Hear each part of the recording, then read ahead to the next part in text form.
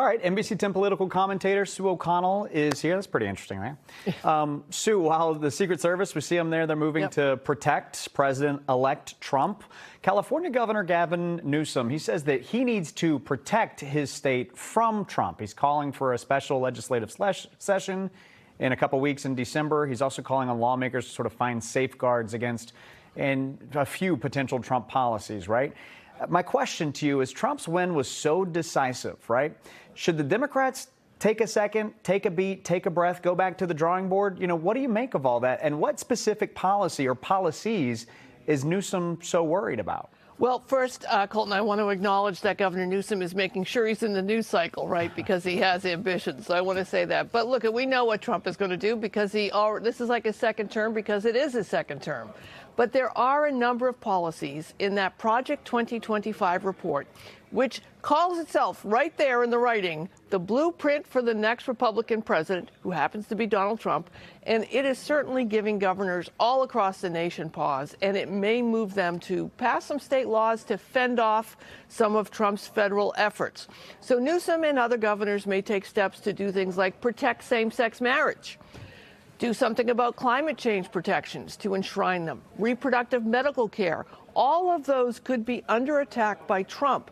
Remember, when Governor Maura Healey, our state's governor, was Attorney General, she sued the Trump administration 100 times, winning the majority of those cases. So Newsom and others, they're going to ask for larger budgets for their attorneys general to fight the Trump administration. All right. Well, while California and other states prepare, so does Trump, right? I mean, right now he's got to pick a cabinet as we speak. We keep hearing rumors that Elon Musk, RFK Jr. likely somehow will play a role. Who else do you see him calling upon, and what job do you see them possibly getting? And Donald Trump Jr. says he's helping out, so there's that. Look, if the last Trump presidency is any indication, we can expect many, like Musk, to come from the business world and not necessarily from elected office or government. One name that keeps popping up is Susie Wiles. She is being mentioned for chief of staff.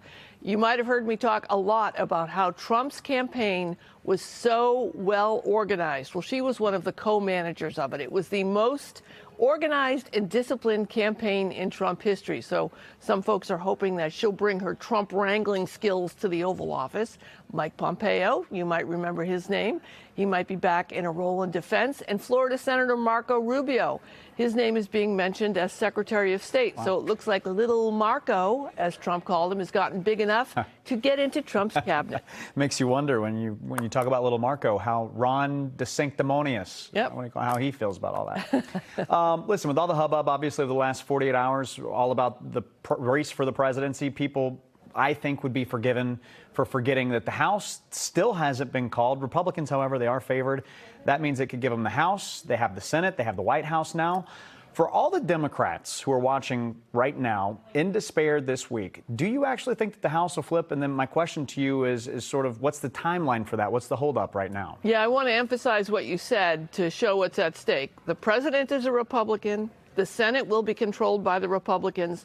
The Supreme Court has a conservative majority. So if the House of Representatives ends up staying in control by the Republicans, President-elect Trump will be able to implement almost anything that he wants. So it is possible, even at this time, that the Democrats will take control of the House.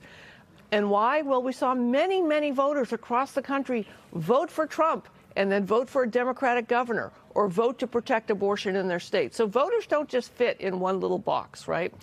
All the seats in the House were up for election. We are waiting on the results of 50 or so races that were very close. Depending on what hour it is, Colton, I either think they're going to the Democrats or stay with the Republicans, so stay tuned. All right, Sue, as always, thank you.